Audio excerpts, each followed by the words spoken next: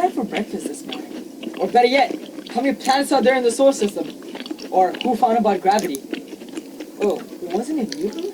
Oh. No, was that Johann Kepler? Yeah, that was his name. I wonder what it would be like to talk to him.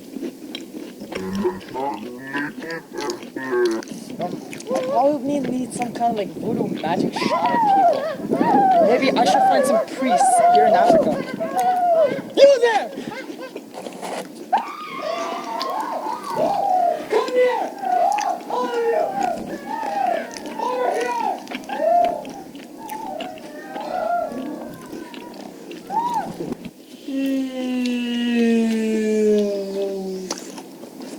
I know that he's buried here somewhere in Bavaria, Germany. Aha! All right, you bozos. I need him alive. Do what you can.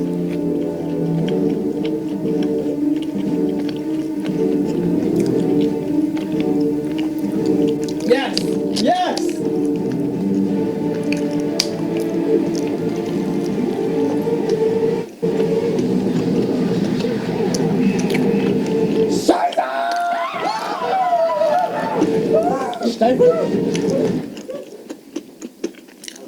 What? Good dog? Why is he speaking German? Make him speak English!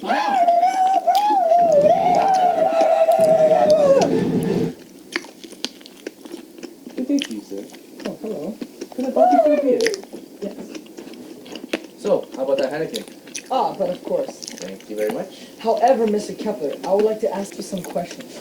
Questions that I've been dying to get answered. Oh. Because you are my hero. So, I've invested much money and time into this, as you can see. So, I'm sure you shall cooperate. Oh, yeah, but of course.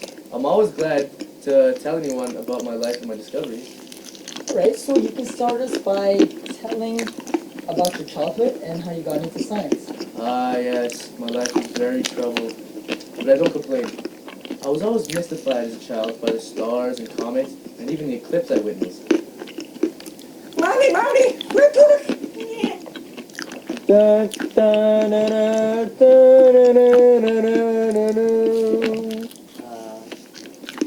Well, you see, my father left my mother to fend for me when I was only 5.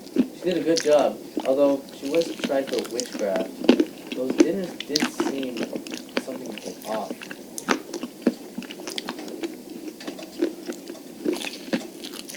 Johan, dinner time!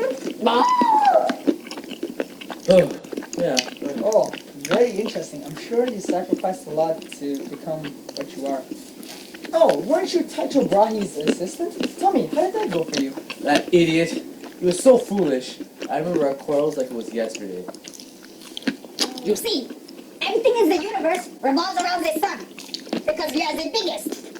Also, we do not feel ourselves moving, because how can we be rotating around something else? Copernicus was an idiot. Everything revolving around the sun. Kepler, are you writing this down? Yes, but, we are actually moving because, you just can't feel it because, this Earth is spinning and gravity and... No!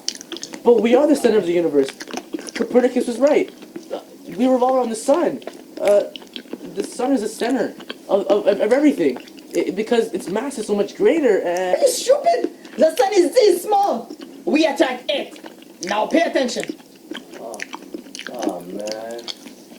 Yeah, he was quite the arrogant fool. But at least you guys are smarter now, right? Yes, now Kepler, your 3 laws of planetary motion are used to calculate approximate orbits for artificial satellites and bodies orbiting the sun.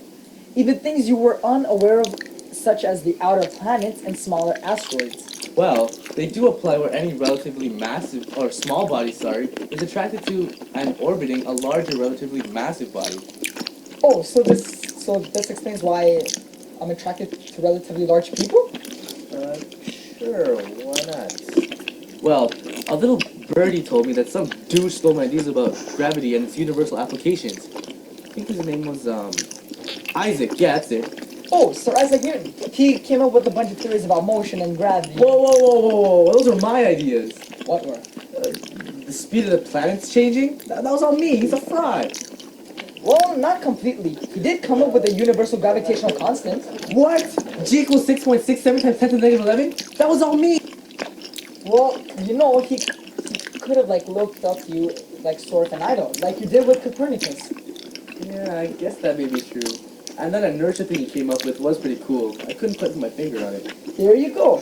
But what about the laws that you came up with about those planet orbit thingies?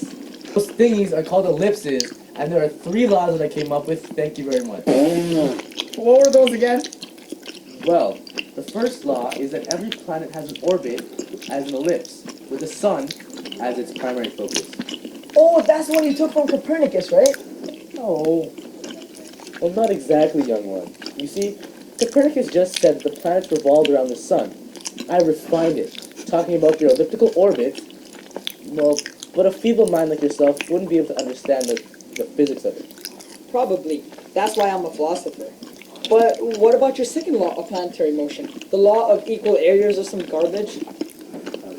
Alright, so basically, a planet moves faster as it's closer to the sun in its orbit. So like this. Say this is the sun, right? This is the Earth. Its orbit is something like this, right? Not like this, not a circle, ellipse. No, not a circle, not a circle, no. Alright, No, I get it. not a circle, not a circle. Right? And it moves faster here as it gets closer to the sun. It goes little something like this. Oh, I see. So why do you have to make it sound so confusing? Well, it is really confusing, but it's mostly just to sound smart. Oh, well, there was one last law. What was it called? Harmonic law? Oh yeah, it says the square of the orbital period of a planet is directly proportional to the cube of the semi-major axis of its orbit. So, well, basically the time it takes for one revolution is the period, and the semi-major axis is the radial length of the widest part of the elliptical orbit. So basically, p squared is proportional to a cubed. Okay, yeah, the period, so the time it takes for it to revolve once, that's squared divided by the length of its radial axis, so it's the length of the circle, right? That cube is equal to that same thing of another planet, right? Oh, but of course. Yeah, I guess that was kind of a toughie. It was pretty hard to get. But I did write a book about it, if you want to learn more. Oh yeah, it's called Astronomia Nova, and you can find it at your local library.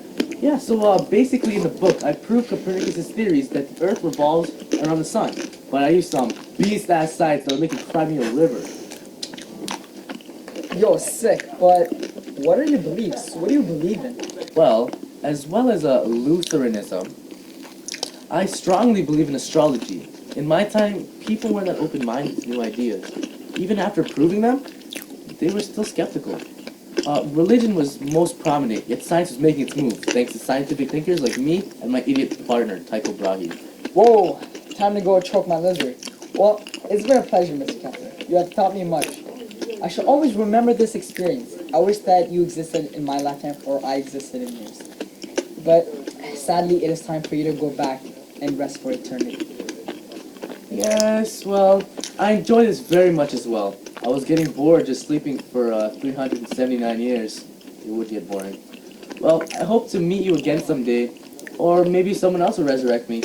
But I feel so proud that my theories and laws have been used for such good in society and humanity. Well, thank you very much for teaching me about the new world as well. May you have a good life. This one. It was a pleasure. Yep. What the heck? What? No!